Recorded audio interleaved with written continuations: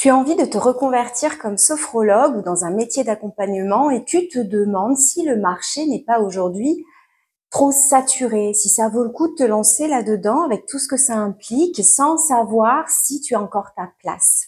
Alors dans cette vidéo, je vais te donner des éléments factuels et puis mon avis, un peu de mon expérience, comme d'habitude pour que tu puisses faire le meilleur choix pour toi.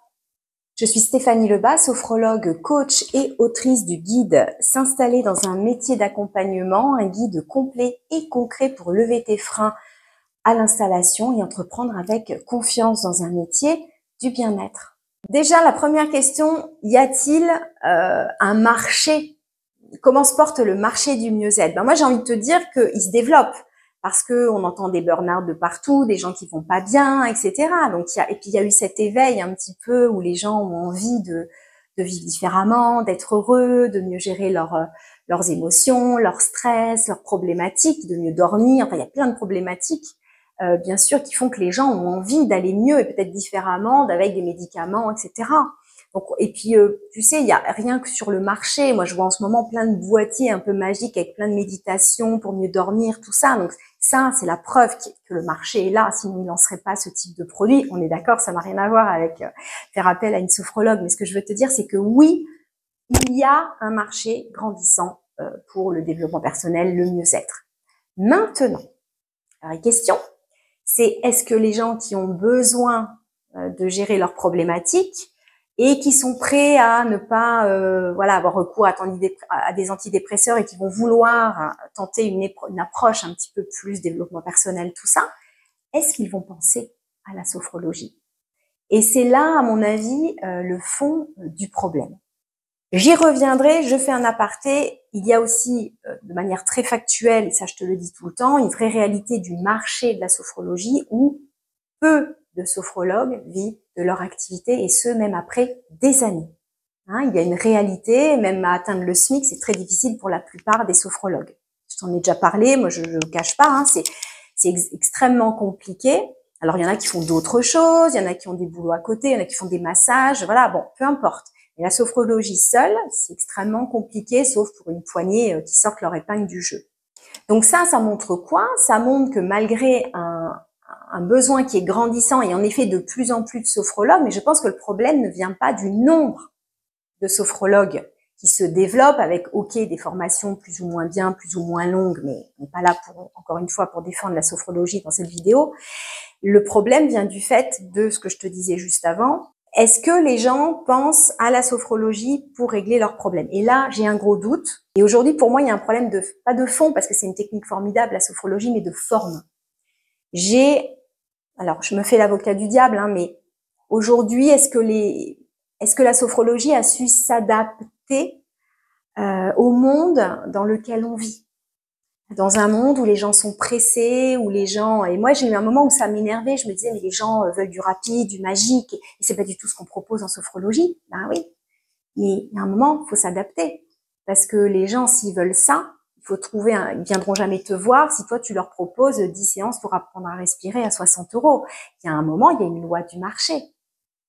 Pas de demande, pas de client, enfin, tu vois. Donc, il y a un moment, la vraie question, c'est comment un peu dépoussiérer la sophrologie pour faire en sorte de garder quand même les valeurs fondamentales de la sophrologie, mais de les adapter au monde dans lequel on vit. Parce que la sophrologie, c'est aussi l'adaptabilité. Et parfois, je trouve, quand je lis certains commentaires de sophrologues sous des programmes en ligne d'autres sophrologues, tout ça, je suis un petit peu horrifiée de voir la méchanceté qu'il y a derrière et le manque de bienveillance, de tolérance et d'adaptabilité. Et c'est pour ça que moi, peu à peu, je me suis éloignée de la sophrologie parce qu'il y a des choses que je vois, que je lis qui me plaisent pas du tout et où je trouve que les gens ne dégagent pas du tout ce qu'on nous a appris, transmis en formation dans le non-jugement, la bienveillance, etc. Donc ça me fait un petit peu doucement rigoler quand je vois des gens donner des leçons sous des commentaires sur certaines de mes consoeurs et en fait qui vont complètement à l'inverse de ce qu'est un sophrologue, quoi. Je ferme la parenthèse. Donc du coup, donc oui, il y a un marché. Maintenant, c'est comment faire en sorte que toi, en tant que sophrologue, tu répondes à ce marché. Et je suis pas sûre que la manière traditionnelle dont dont moi j'ai été formée, par exemple, aujourd'hui, ils répondent. Et ça, je m'en suis très vite rendu compte en cabinet, où il y avait des termes que j'utilisais. Au bout d'un moment, je les utilisais plus. Niveau de conscience, qualité de présence, niveau de vigilance. Voilà, moi j'étais face à des gens qui étaient complètement débutants, qui étaient loin de tout ça, qui venaient avec leur médecin et je voulais pas les effrayer. Donc je me suis retrouvée à essayer de démocratiser et de simplifier au maximum. Simple ne veut pas dire simpliste, hein, on est d'accord. Tout en respectant, voilà, les valeurs fondamentales, mais de le rendre très concret pour que les gens reviennent et puissent le mettre en place facilement dans leur quotidien. Pas que ce soit quelque chose d'élitiste non plus. Donc là, et là, je pense qu'il y a vraiment une problématique aujourd'hui par rapport à la sophrologie, c'est ça. Moi, il y a quelque temps, j'ai animé un atelier dans un organisme ou auprès d'adolescents, et il y en a un peu qui ont annulé au dernier moment, et là, parce qu'il faisait beau, et la directrice m'a dit, puis oui, puis vous savez, la sophrologie, on aurait dû le mettre en plus petit, parce qu'en fait, ça fait un peu peur. On a eu des remarques un petit peu comme quoi c'était des dérives sectaires en 2003, quoi, en octobre 2003. Il y a encore ça. Et donc je me dis bon bah le chemin il avance très doucement et ok les médecins recommandent mais bon le commun des mortels encore une fois ils pensent pas forcément à la sophrologie. Donc comment et oui c'est ça que je voulais te dire c'est que moi en formation on m'a dit tu réponds pas à une problématique donc pendant longtemps je me suis interdit de dire je sais pas de parler des problématiques des gens alors qu'en réalité ben, c'est ça que les gens veulent entendre. Les gens vont, quelqu'un qui arrive pas à dormir, si tu lui parles de ça, il va dire ah oui ça m'intéresse. Si tu parles à quelqu'un de bah oui mais moi je vais vous apprendre à mieux vous connaître, il s'en fout complètement. Jamais un client va venir te voir en te disant bonjour, je veux mieux me connaître aujourd'hui. Non, quelqu'un va venir te voir en te disant bah, bonjour, j'arrive pas à dormir, je suis hyper stressée, ça va pas au boulot, ça va pas avec dans mon couple, ça va pas. Les problèmes de relationnels, je suis fatiguée. Ils ont un problème qui les empêche de vivre concrètement et ils en peuvent plus et ils veulent un cheminement. Alors on répond pas avec une méthode de miracle, c'est pas ça qu'on propose, mais les gens ils veulent vite avancer et aller mieux. C'est ça la vérité. Donc oui, le beau discours sur oui, apprendre à mieux se connaître, tout ça, ça c'est le comment que tu vas dans l'anamnèse lui amener différemment. Mais au départ, il faut être très concrète sur ce que tu peux lui apporter dans sa vie quotidienne.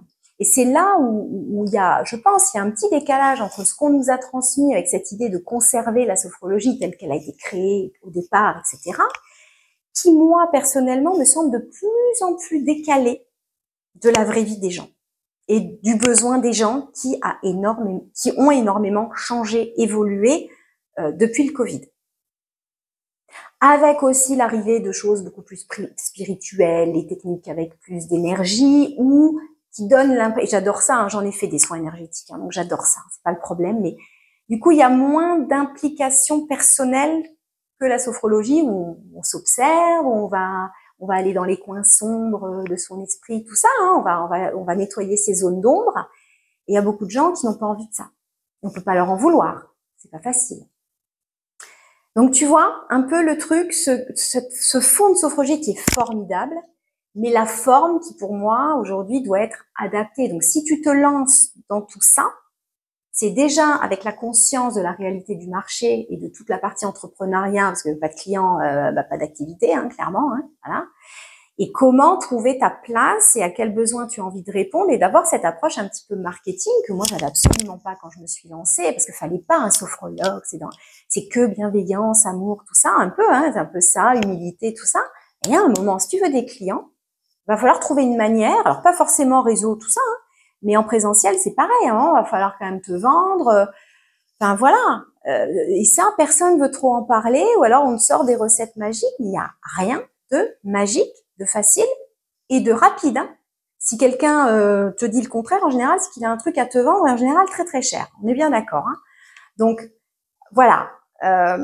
Encore une fois, moi je dis, il y a de la place pour tout le monde, c'est pas le souci. Mais aujourd'hui, c'est dans la forme en fait, le format de ce que tu vas proposer en tant que sophrologue, qui peut-être ne va pas répondre à tout le monde et qui n'est peut-être pas le premier choix des gens. Il y a encore énormément de travail à faire sur la démocratisation de la sophrologie, tout ça. Mais je crois qu'au fond, Moi, je parle très peu de sophrologie parce que finalement, les gens s'en fichent quoi des outils. Ce que je te dis tout le temps, tu vends pas tes outils. Les gens sont intéressés par leurs problématiques. Qu'est-ce que tu as à leur apporter de concret, que ce soit sophrologie ou autre chose, ils s'en foutent un peu. Mais après, bien sûr, dans le travail que tu vas faire avec eux, bien sûr, ce sera la sophrologie. Mais tu vois, de pas confondre le fond, la forme, de pas oublier les besoins. On est sur un marché du bien-être.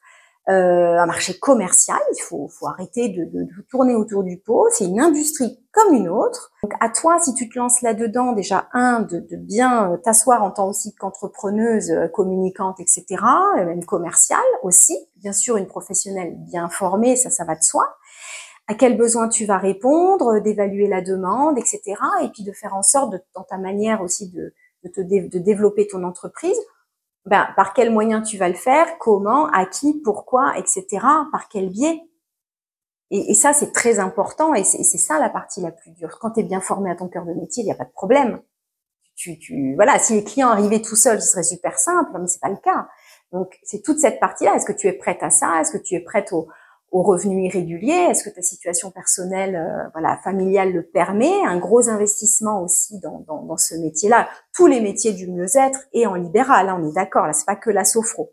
Mais pour en revenir au métier de sophrologue, pour résumer, je pense que le marché n'est absolument pas saturé au niveau du bien-être et du développement personnel des personnes. Maintenant, la question, c'est comment faire pour qu'à terme, qu'ils fassent appel à toi. Et je pense que la sophrologie, aujourd'hui, c'est pas le premier choix de beaucoup de personnes.